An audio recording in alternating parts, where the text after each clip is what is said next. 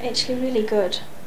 I feel a wee bit zoned out, but heaps better than what I was expecting. I was really expecting to be in heaps of pain, but it's really quite controlled at the moment.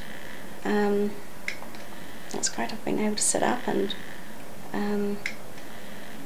really exciting that we talked about them having to take out all of the nodes, but they've only had to take out 2, and they only needed to take out 2 because they were side by side, so they thought they'd take out 2, and there's a 90% chance that it's all clear, that it hasn't spread any further, so we're really excited about that.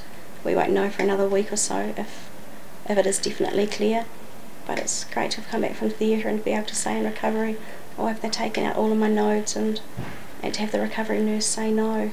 It's just, yeah, it's great. I feel slightly elated actually. Quite disappointed that I was expecting some huge big bandage over where my boob was, and it's like I've just got this white bit of sticky tape. I've got a couple of drains which I as yet haven't seen. John's taken some photos, so I'll get to see them later on. Really rough morning, right up going to theatre. All the different radiation tests and things were pretty horrendous. The injections in the boob are really rough. They really hurt. Not only that, they stung. Afterwards you get a burning sensation as the radiation kind of like starts to spread. So the injections went in, and then they took photos for 15 minutes. You just have to lie dead still for 15 minutes with this machine above you, and then they pop you out the back room where they get you to massage your boob.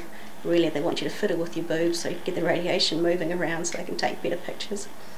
And then back in and more pictures, and having to just lie still for 5 minutes here in this position, and 5 minutes here, and 10 minutes here in this position.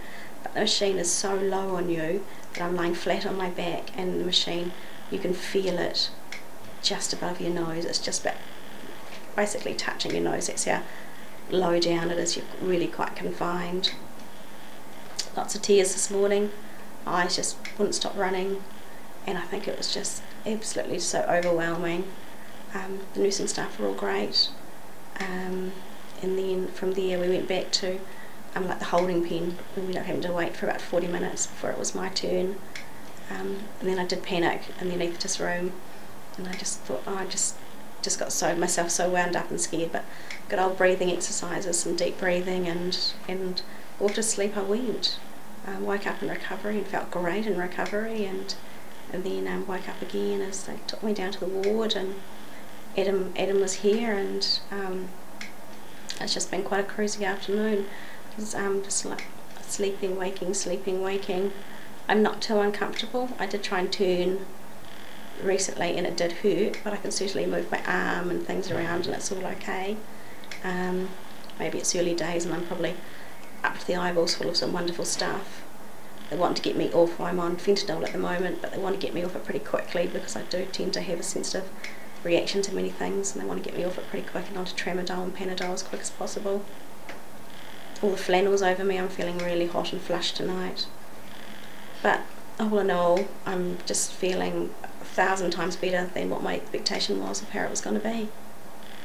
So I had my radiation injections with the dye and stuff, but also when I got into theatre, the surgeon Birgit also injected me with dye as well, and again that was a very similar kind of thing, but this dye actually affects all of your blood, and so she pre-warned Adam that when he would come into recovery I would actually be quite grey looking, and that he wasn't to panic that I was about to die or anything. It was just that they'd changed the colour of my blood, so it was kind of like a pre-warning. So it was kind of a bizarre kind of a thing.